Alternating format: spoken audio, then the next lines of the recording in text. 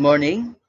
Our topic is all about solving problems involving divisibility rules for 2, 3, 4, 5, 6, 8, 9, 10, 11, and 12. Learning Task 1. Choose the correct answer. Number 1. Maxine made 25 cupcake desserts. He arranged the desserts on platters with the same number of dessert on each platter. How many desserts could Maxine have put on each platter?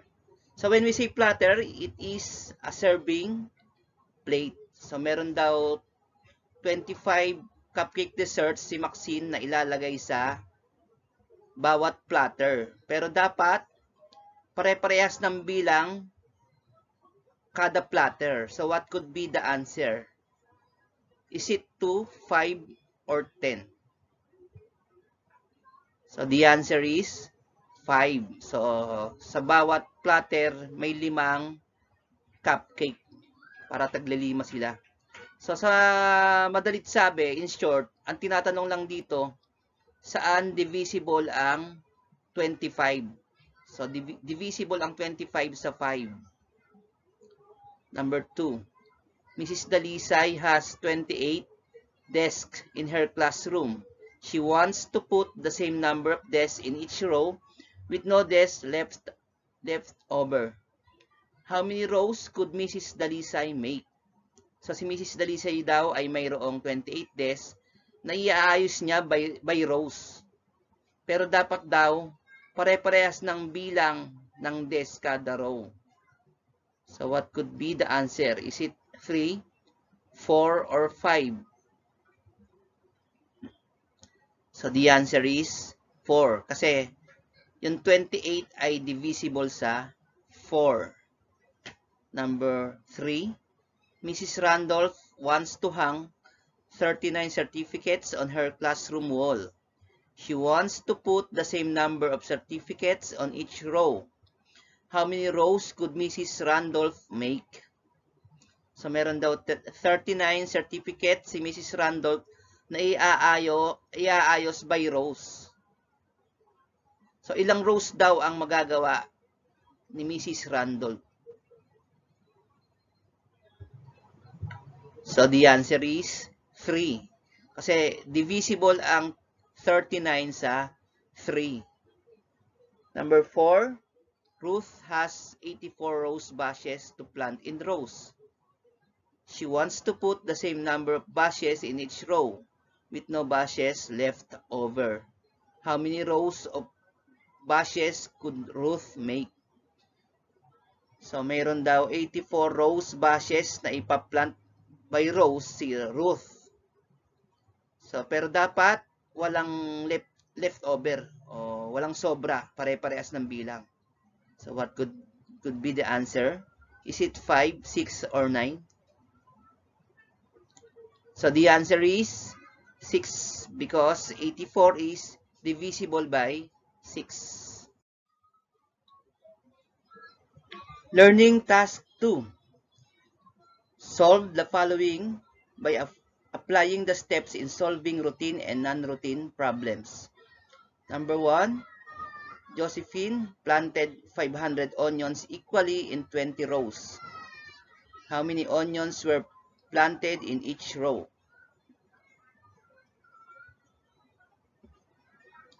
So the answer is 25. We divide 500 by 20. 500 divided by 20 is equal to 25. Number 2. How many 500 are there in 5,000? The answer is 10. 5,000 divided by 500 is equal to 10. Number 3. Cathy earns 1,000 a week. How much does she earn in 1 month? So, kumikita daw si Cathy ng 1,000 sa isang linggo. Magkano daw ang kikitain niya sa isang buwan? So the answer is 4,000 because there are 4 weeks in a month. So 4 times 1,000 is equal to 4,000. Wendy cooked mini siopaw for her 2 sons and 3 daughters. If she only cooked 15 mini siopaw, how many mini siopaw did her 2 sons have and 3 daughters have? So the answer is 3. 3 mini siopaw each sa dalawang son niya. So 3 times 2 is equal to 6 mini siopaw. So tigagatlo rin yung kanyang tatlong daughters. 3 daughters times 3 mini siopaw is equal to 9 mini siopaw. So 6 plus 9 is equal to 15 mini siopaw. Or you just simply divide 15 by 5. Saan galing yung 5? Yung 2 sons niya, tsaka 3 daughters. So, 15 divided by 5 is 3 mini siopaw. So, tigagatlong mini siopaw. Number 5. Christian bought 2 boxes of pizza with 8 slices each inside and he is going to have 8 visitors. How many slices can his visitors have? So, the answer is 2 slices. So, sa dalawang box kasi, merong 8 slices. 2 times 8, 16 slices. Then, meron siyang 8 bisita. 16 slices divided by 8 visitors is equal to 2 slices. So, what is the difference between routine and non-routine problems? Ang routine problems, ito yung real life problem. Ito yung mga usual word problem na nababasa natin o na-encounter sa school. Samantalang yung non-routine problems, it is a complex problem or more complicated problem na mahirap sagutan. Routine problems, kailangan lang ng basic skills and sequence steps. So, meron ka lang basic skills, masasagutan mo na. Tsaka meron siyang sequence steps o sunod-sunod na steps. Samantalang ang non-routine problems, gagamit ka ng using critical and creative thinking skills. Gagamit ka ng critical thinking at creative thinking skills kasi nga, mas mahirap siyang sagutan. Routine problems, same way or method to solve. Pag routine problems daw, lahat ng magsosolve, iisang method lang ang gagamitin, masosolve niya. O same way lang ng method ang gagamitin.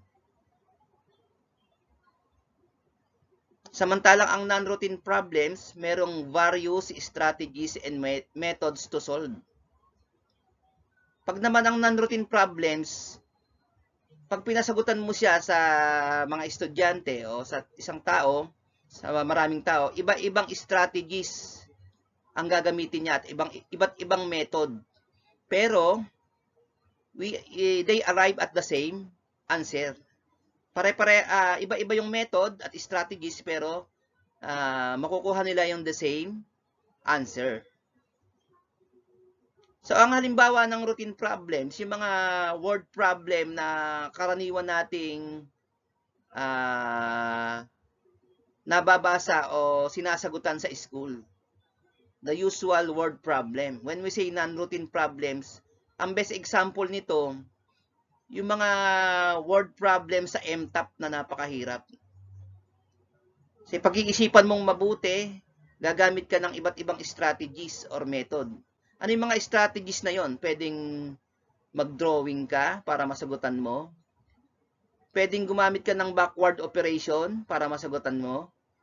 At pwede kang gumamit ng algebraic expression para masagutan mo. Kasi nga, mas complicated siya, mas mahirap siya. Kaya iba't ibang method ang gagamitin, pero we arrive at the same answer. Learning Task 3. Solve the given problems. Number 1. A daycare center has 52 children. Each teacher has the same number of children. How many children could each teacher at the center have? So, meron daw 52 children sa isang daycare center. Kada teacher daw merong same number ng children. So, ilang children daw ang hawak ng kada teacher doon sa center.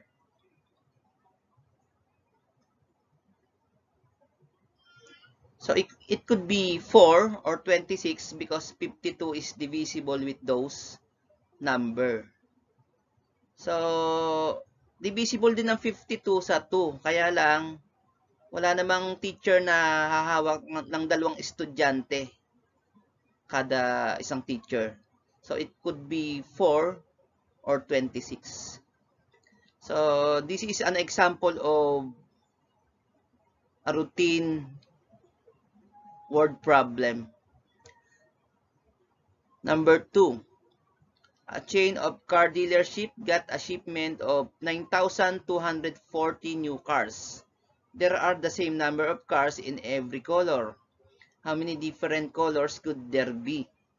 So, nag-deliver daw o nag-ship ng 9,240 new cars.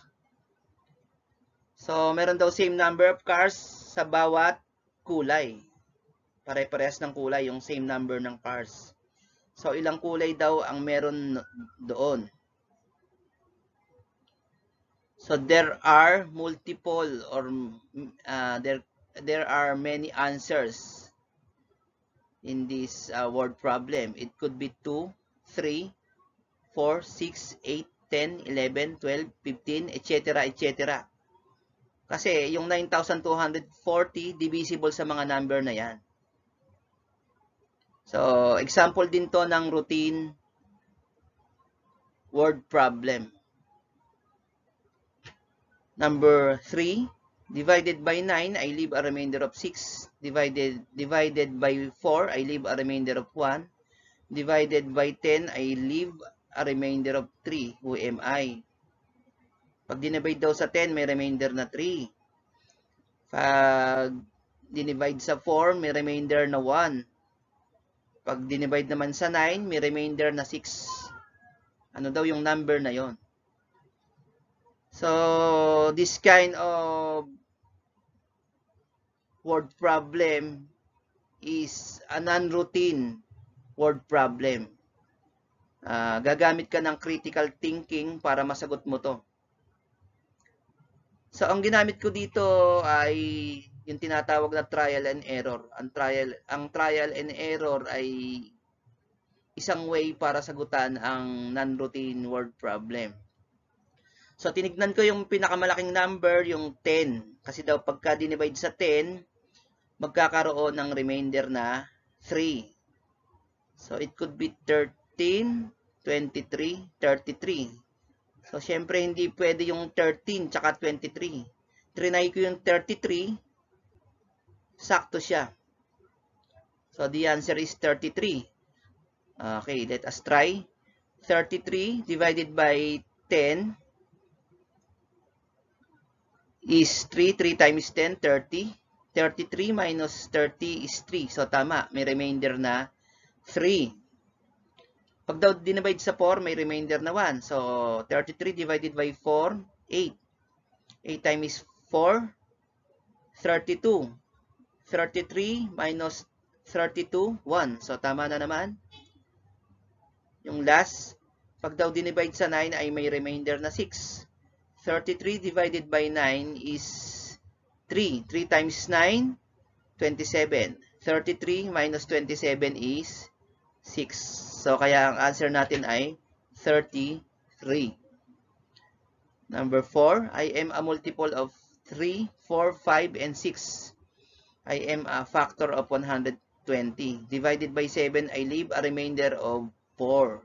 Who am I? So, multiple daw siya ng 3, 4, 5, at 6.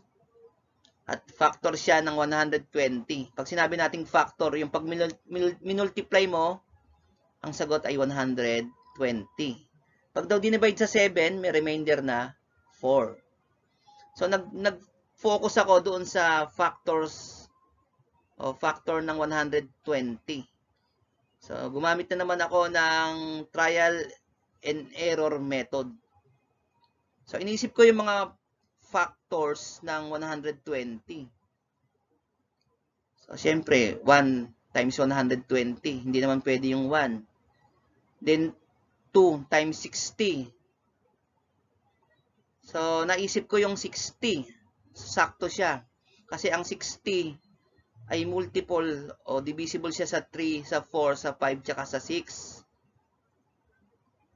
Then, pag dinivide ko yun sa 7, may remainder na 4. 60 divided by 7, 8. 8 times 7, 56. 60 minus 56 is 4. Kaya ang sagot ay 60.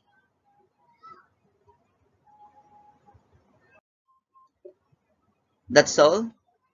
Thank you. Don't forget to like and subscribe. Bye for now and God bless po.